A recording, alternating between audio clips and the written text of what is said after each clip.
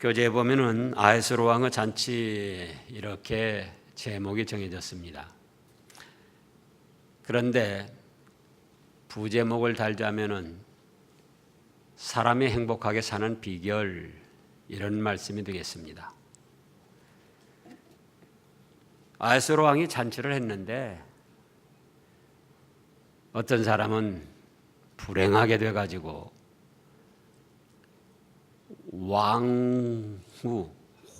황후 위에서 쫓겨났습니다. 자, 그러면 이제 본 말씀을 살피면서 나타난 숨은 진리를 살펴보겠습니다. 자, 역사적으로 볼 때 이 일은 아하스웨로 왕 때 일어났던 일이다. 그러면은 주전 485년에서 465년경에 일어난 일입니다. 그러니까 485년 이게 3년이라고, 왕의 3년이라고 했으니까 아하스웨로 왕이 주전 485년에 즉위를 했어요. 그러니까는 488년이 되겠죠. 그래서 20여 년간 메데베사 왕이 이제 되었었는데, 지금 지난주까지 느헤미야를 했는데 느헤미야가 앞서 있다고 해서 먼저 기록된 것이 아니고 에스더가 먼저 기록이 됐습니다. 에스더가 역사적으로도 먼저 앞서고 바로 앞서고 기록도 에스더가 먼저 됐어요. 그 다음에 이제 느헤미야가 역사를 했고 느헤미야서가 기록이 된 겁니다. 그래서 역사적으로 일은 아하스웨로 주전 488년경에 일어난 일이다. 아하스웨로 왕이 인도로부터 구스까지 127지방, 127도를 다스리는 부국 강성한 나라의 왕이었습니다. 그러니까 인도에서부터 여기 구스라는 것은 이디오피아를 말합니다. 자기 나라는 말할 것도 없고 인도, 이디오피아, 뭐 그 외에 약소국들까지 다 지배하는 그런 막강한 권력을 가진 부국 강성한 왕이었다 그겁니다.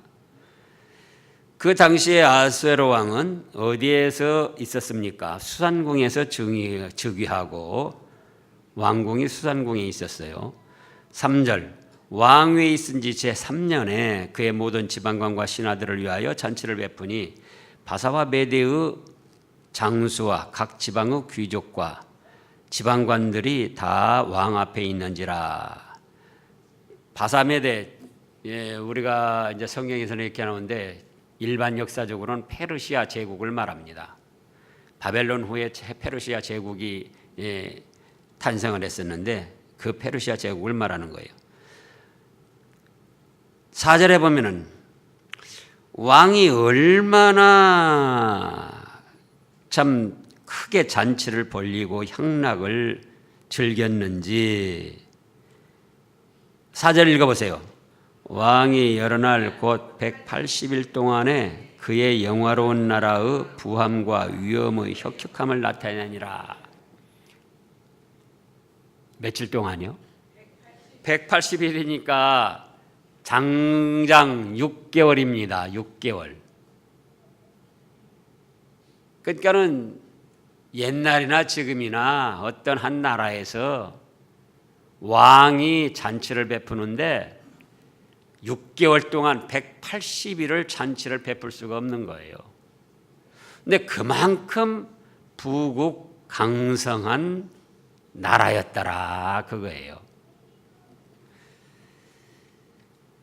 5절에 이날이 지남에 왕이 또 도성수산에 있는 귀천간의 귀한 사람이나 천한 사람이나 일반 백성들을 위하여 왕궁 후원뜰에서 7일 동안 잔치를 베풀었습니다. 잔치를 베푸는데도 그냥 베푸는 것이 아니고 6절에 보니까 백색, 녹색, 청색, 휘장을 자색하는 배줄로 대리석 기둥, 은구리에 메고 금과 은으로 만든 걸상을 화반석, 백석, 운모석, 흑석을 깐 땅에 진설하고, 그러니까 오늘날 망국기 이렇게 걸은 것처럼 지금 백색, 녹색, 청색 휘장, 자색 휘장을 치고는 또 자색 또 가는 배줄로 쫙쫙 늘여가지고 또 거기에 금과 은으로 만든 걸상, 또 화반석, 백석, 운모석, 흑석 그런 걸로 이 바닥을 깔고 거기다 진설을 하고 여러 이제 음료, 뭐 떡, 다과 이런 걸 차려놓고 7절에 보니까 뭘로 마시겠습니까? 금잔으로 마시게 하였습니다. 그런데 금잔의 모양이 각기 다르고 왕이 풍부하였으므로 어주가 한이 없이 내려졌습니다. 그런가 하면은 마시는 것도 법도가 있어서 사람으로 억지로 하지 않게 하고 왕이 모든 국내 관리들에게 명령하여 각 사람의 마음대로 하게 하였습니다. 그러니까 이 규모를 한번 생각해 보라고요. 모든 대신들, 지방 관리들, 귀족들 3절에 보면 다 불러놓아 가지고 180일 동안 장장 6개월 동안을 잔치를 벌인 거예요. 그러면 잔치를 벌렸으면 지방관들까지 귀족들까지 다 왔는데 가까운 데 사람은 뭐 그렇겠지만은 숙소까지도 다 제공을 해야죠. 잔치 참여했다 또 그 저녁 때 또 갔다가 또 뭐 그 이튿날 또 왔다가 그게 아닐 거 아니에요. 가까운 데 사람은 그렇게도 하겠지만 그리고 그 후에 7일 동안 일반 백성들을 위하여 지금 5절에 보면은 잔치를 베풀었습니다. 그런데 만국기여 하는 것처럼 여러 휘장을 치고 또 이 자색 가는 배줄로 꼬아가지고 대리석 기둥에 이렇게 쫙쫙 은고리를 해서 매고 또 금과 은으로 만든 걸상으로 하고 여러 그 대리석으로 바닥을 깔고 금잔으로 마시게 하고 음식이 끝이 없이 나오도록 하고 그러면서도 또 법도가 있어서 개인의 자유를 존중해서 먹고 싶은 대로 먹게 하고 그러니까 솔로몬 왕도 부귀영화를 누렸지만 이 아하수에로 왕도 그야말로 말할 수 없는 부귀영화를 누리고 있었던 거예요. 그래가지고 이제 9절이 됐습니다. 왕후 와스디도 아하수에로 왕궁에서 여인들을 위하여 잔치를 베풉니다. 왕이나 왕후가 돼가지고 자기 혼자만 잘 먹고 잘 살려고 하는 게 아니고 대신들 귀족들하고도 잔치를 하고 또 5절에서는 일반 백성들하고도 귀하든 천하든 백성들을 모아놓고 7일 동안 잔치를 하고 또 왕후 와스디도 왕궁에서 여인들을 위하여 잔치를 베풀었다. 일반적으로 보면 마음들이 너그럽고 잘한 일이죠. 그러잖아요. 그런데 제7일이 되었습니다. 10절에 보면은 왕이 주흥이 일어나 가지고 어전넷이 무후만과 비스다와 하르보나와 빅다와 아빅다와 세달과 가르가스 7사람을 명령해서 왕후 와스디를 청했습니다. 왕후관을 전제하고 황후관을 쓰고 황후 의복을 정복을 입고 왕 앞으로 나오게 청을 한 거예요. 초청을 한 거예요. 왜? 그의 아리따움을 백성과 지방관들에게 보여서 이제 함께 기뻐하려고 그랬던 거예요. 그런데 12절에 어떻게 됐습니까? 왕후 와스디는 내시가 전하는 왕명을 따르기 싫어하니 왕이 진노하여 마음속이 불붙는 듯 하였습니다.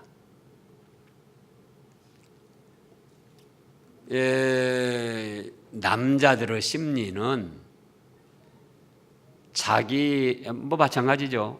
여자들도 그런 심리가 있겠죠. 자기 아내가 좋게 보이면은 다른 사람 앞에 자랑하고 싶은 거예요.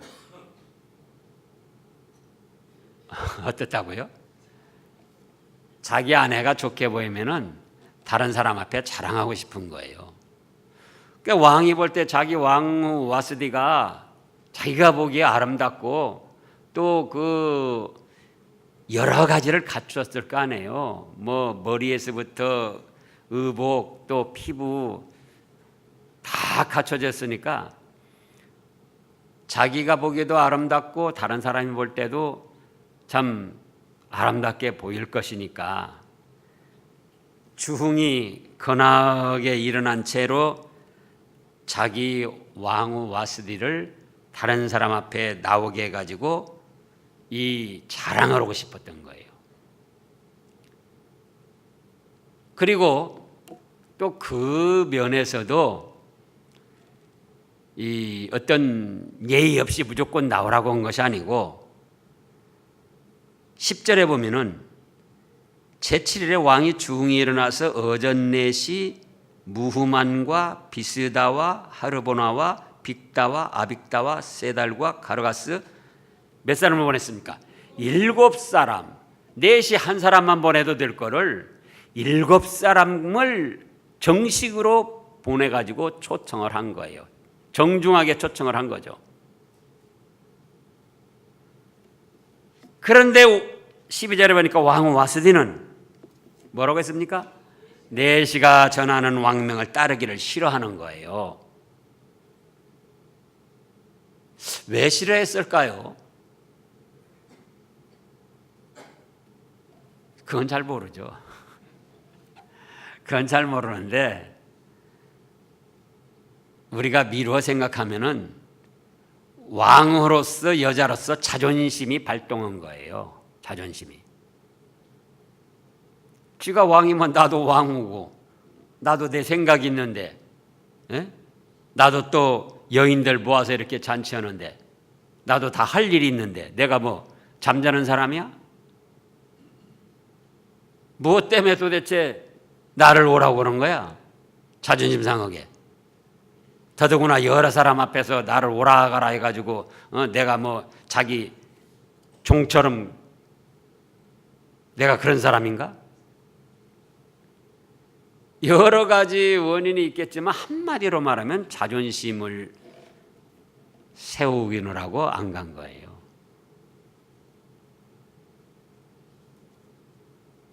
지나 나나 뭐 똑같은 사람, 지도 왕이면 나도 왕후.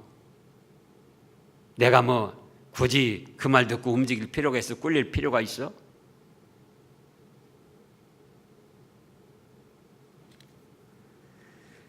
그러나 그 결과 어떻게 됐습니까?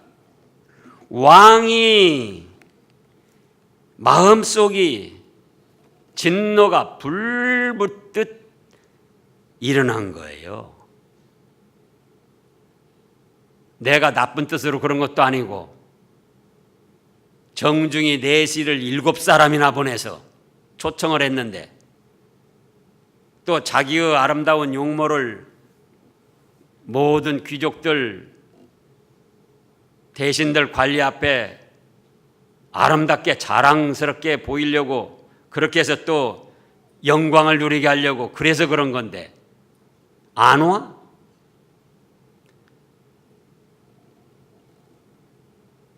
또 왕이 4시 7사람까지 해서 보낼 때 거기 모였던 관리를 비롯해서 대신을 비롯해서 귀족을 비롯해서 모든 사람이 다 지켜보는 가운데 왕명을 내렸던 거예요. 그러니까 왕후 와스디는 자기 자존심 세우고 나도 사람이다, 나도 내 맘대로 내 의지대로 할 수 있다 그렇게 해서 했지만 결국은 어떻게 됐습니까?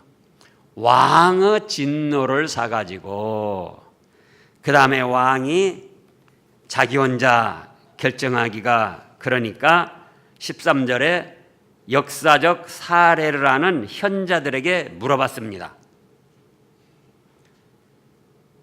그랬더니 14절에 이제 지혜로운 그 참모들이 이 얘기를 했는데 15절에 보면 왕후 와스디가 네시가 전하는 아하수에로 왕의 명령을 따르지 아니하니 규례대로 하면 어떻게 처치할까? 왕이 지금 물어본 거예요, 현자들에게. 그러니까 그 중에 무무간이라는 사람이 왕과 지방관 앞에서 대답하여 이르되 왕후 와스디가 왕에게만 잘못했을 뿐 아니라 아하수에로 왕의 각 지방의 관리들과 뭇 백성에게도 잘못하였나이다. 아하수에로 왕이 명령하여 왕후 와스디를 청하여도 오지 아니하였다 하는 왕후 행위 소문이 모든 여인들에게 전파되면 그들도 그대로 남편을 멸시할 것인즉 오늘이라도 바사 메대의 귀부인들이 왕후 행위를 듣고 왕의 모든 지방관들에게 그렇게 말하리니 멸시와 분노가 많이 일어나리이다. 왕이 만일 좋게 여기실진대 와스디가 다시는 왕 앞에 오지 못하게 하는 조서를 내리되 바사와 메대의 법률에 기록하여 변개하며 얻게 하고 그 왕후 자리를 그보다 나은 사람에게 주소서. 그렇게 해서 왕도 좋게 여겨가지고 왕후 와스디를 폐위시키고 다른 사람을 왕으로 뽑게 되었더라 그거예요.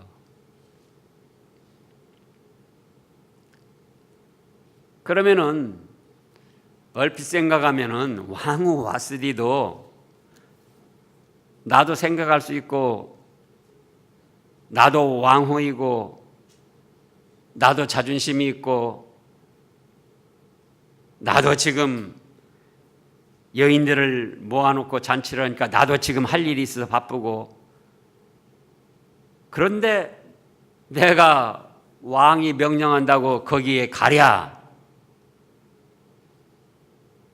그렇게 해서 자존심을 세운 결과 한마디로 뭐가 됐느냐 그거예요.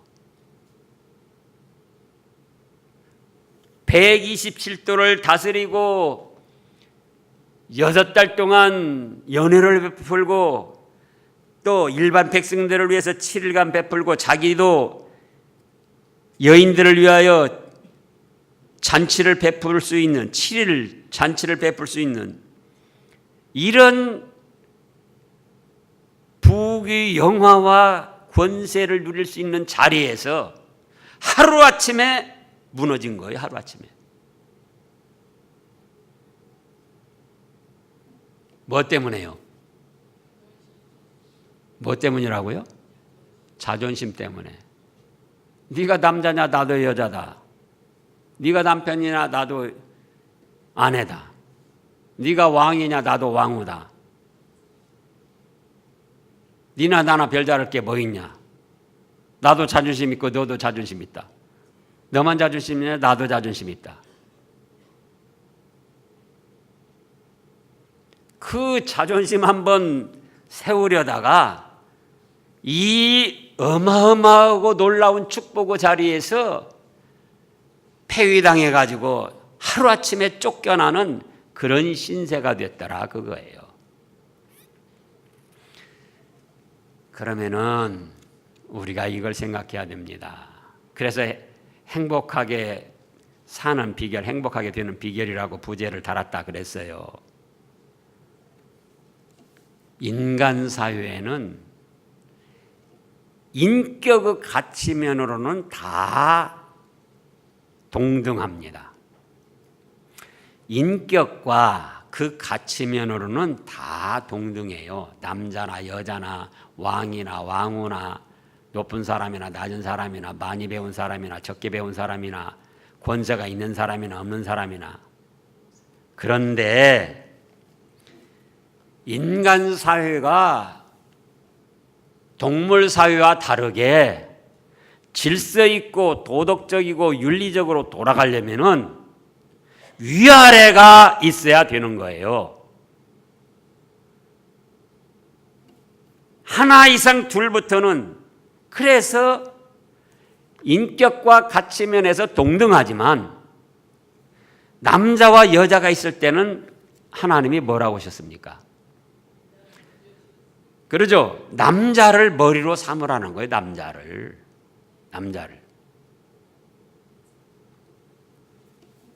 쌍둥이들도 1초 차이로 늦게 와도 또 형아우로서 나눠집니다. 그럼 창조 원리로 볼 때도 누가 먼저 지음을 받았느냐 그거예요. 아담이부터 지음을 받았어요. 그러니까 남자라고 할 때는 단순히 뭐 남자만 다냐가 아니고 창조 원리로 볼 때 아담이 먼저 지음 받아서 한마디로 연장자고 선배라 그거예요. 어른이라 그거예요. 일반적으로 봐도. 인격과 가치 면에서는 여자나 남자나 동등하지만 하나 이상 둘이 모였을 때는 인간 사회는 질서가 있고 도덕이 있고 윤리가 있어야 된다. 그러면은 같은 사람이라도 누구를 더 존중해야 된다? 나이가 많은 사람, 선배, 연장자, 남편, 또 지위가 높은 사람이나 낮은 사람이나 가치와 인격이 동등해요. 그러나 하나 이상 둘이 있을 때는 지위가 높은 사람이 지위가 높다는 그 한 가지 사실만으로 존중을 받아야 되는 거예요. 그게 인간 사회예요. 행복하게 사는 비결. 시어머니, 시아버지, 며느리 지금 다 동등하죠. 그러나 인간적으로 볼 때 시어머니가 연장자고 어른이고 그야말로 어머니라 그거예요. 그러면 자격이 있건 없건 간에 그 자체로 아랫사람한테 존중받아야 된다 그거예요. 그것이 인간이에요. 그렇지 않으면은 동물의 사회나 다를 게 없어요. 약육강식. 인간 사회도 약육강식이 있지만은 무조건 힘세고 잘난 사람이 다 집어삼키는 거예요. 왕후 와스디도 인격과 가치 면에서는 동등하다 그거예요. 왕후나 왕이나. 자존심도 다 세울 수 있고. 그러나 그 자존심 세운 결과 뭐가 됐느냐 그거예요. 그러잖아요. 회사를 다녀도 마찬가지입니다. 더러워서 못 다니겠다. 그런 사람들이 있어요. 직장 다니면서. 그러나 자기가 후배고 늦게 들어갔고 아는 것이 없고 경력이 짧고 지위가 낮고 그러면은 선배나 연장자나 지위가 높은 사람이나 그 사람들에게 속할 수밖에 없는 거예요. 그래야 그 인간 사회, 그 조직 사회가 질서 있게 움직여진다 그거예요. 너나 나나 동등하다.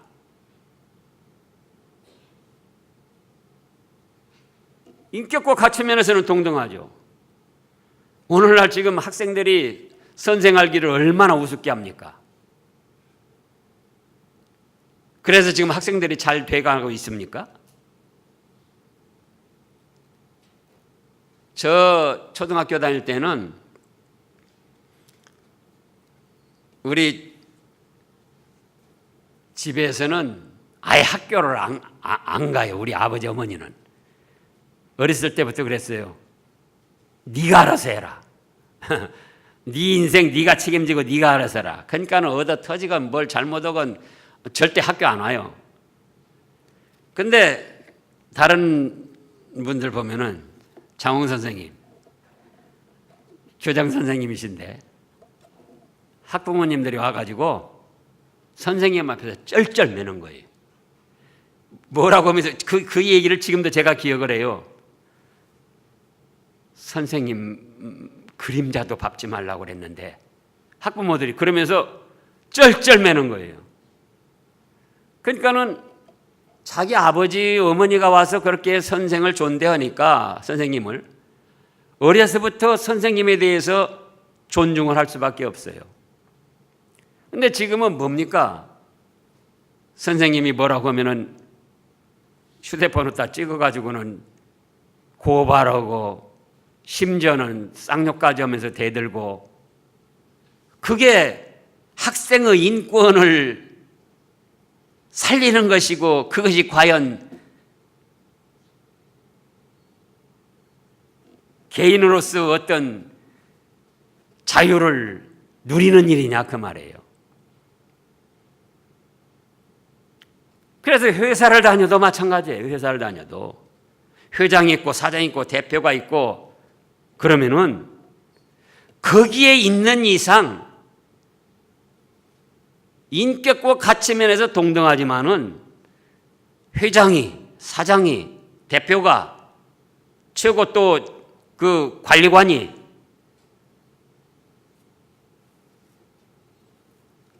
인도하는 대로 따라야 되는 거예요. 가정에서도 마찬가지입니다. 어른이 있다, 연장자가 있다, 선배가 있다. 다른 것 아니고 그 자체만으로도 존중받고 아랫사람들은 따라야 된다. 그래야 거기가 행복한 인간 생활이 이루어진다 그 말씀이에요. 여기서도 왕후 와스디가 자기 자존심이 있었어도 그렇지. 이 사람들이 하나님의 창조 원리를 몰랐죠. 그렇달지라도 이 시대에 남편을 존중하는 건 알았을 거라고요. 왕을 존중해야 될 거는 알았을 거라고요. 그러나 그거보다 뭐가 더 앞섰는가? 뭐가 더 앞섰죠? 자기의 자존심, 자기 개인적인 권리. 나도 왕으로서, 여자로서, 아내로서 권리가 있다. 내가 뭐 네 소유물이냐, 네 그릇이냐. 그러나 결과가 어떻게 됐느냐, 그 결과가. 그래서 교회에서도 마찬가지입니다. 제가 별것이 아니지만 하나님이 세운 거예요, 하나님이. 그래서 제가 특별히 말씀을 거역하거나 죄 짓는 일이 아니면은 협력을 하고 따라야 되는 거예요. 어느 회사에 들어가서도 직장에 들어가서도 마찬가지다. 더러워서 못해 먹겠다. 그 말이 실제로 더러운 일을 당하게 됐지만 그 사람이 얼마나 자기 자존심을 세우고 교만하고 자기 개인의 권리를 내세우는 사람인가를 알 수가 있는 거예요. 그러잖아요. 직장에 다니면서 더러운 일 안 당하는 사람이 누가 있습니까? 대표나 선배나 위에 상관들에게 책망 안 듣고 칭찬만 듣고 좋다는 말 들은 사람이 누가 있습니까? 없어요.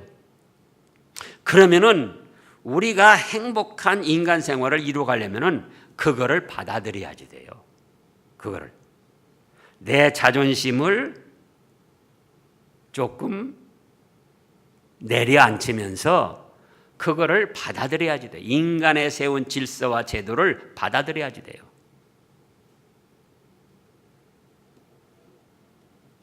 여기서 왕후 와스디가 한 결과 무엇이냐 그거. 그러면은 여기서 얼핏 보면은 남자들 세계예요. 남자들 세계. 그러니까 남자들 중심이 돼가지고 남성 우월주의로 빠져가지고 그렇게 됐다 그렇게 볼 수도 있는데 그게 아니에요. 만약에 그런 어설픈 뜻으로 해석한다면은 하나님까지도 못 오고는 것이 되는 거예요. 전지전능하신 하나님이 인간 세상에 왜 인간에 세운 제도를 주를 위하여 순복하라고 하셨는가?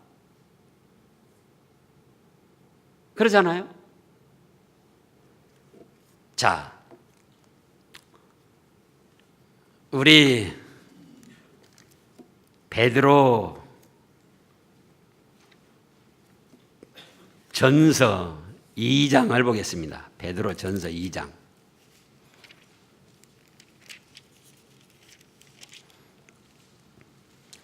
13절.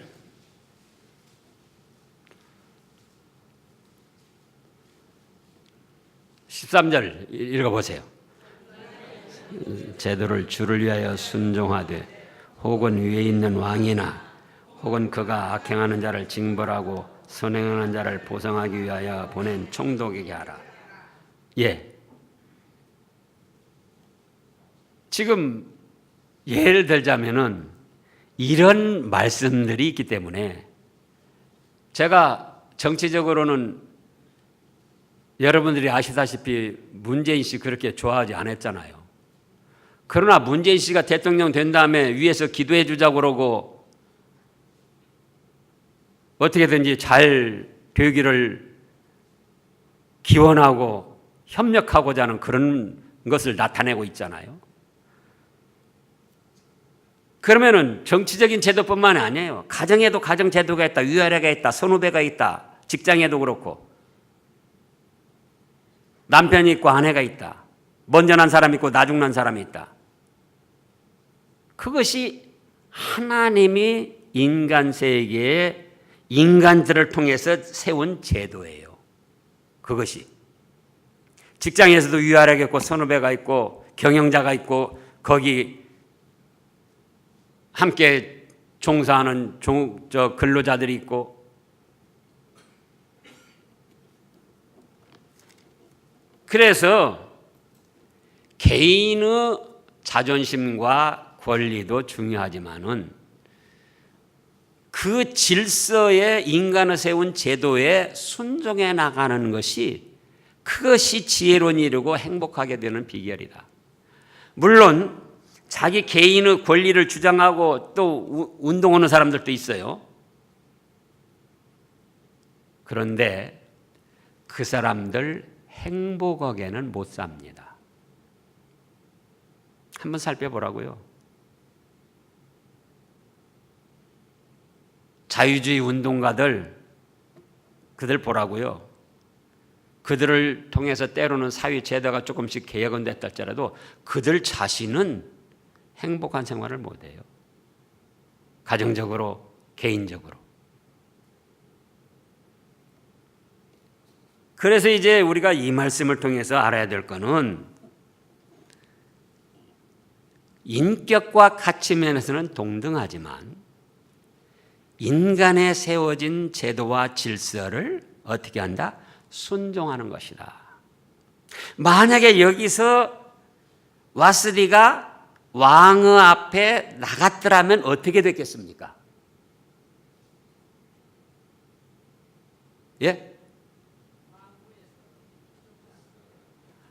자기도 영광을 받죠. 왕후에 쫓겨나기 전에 이미 왕이 용모를 아름답게 보고 자랑하고자 하는 마음이 있었으니까 아까 말씀대로 객관적으로 왕후는 원래 용모도 예쁘지만은 또 여러 가지 갖춘 것이 많이 있다고요. 그러니까 그 자체로 대신들이나 귀족 앞에 나섰을 때에 우리 왕후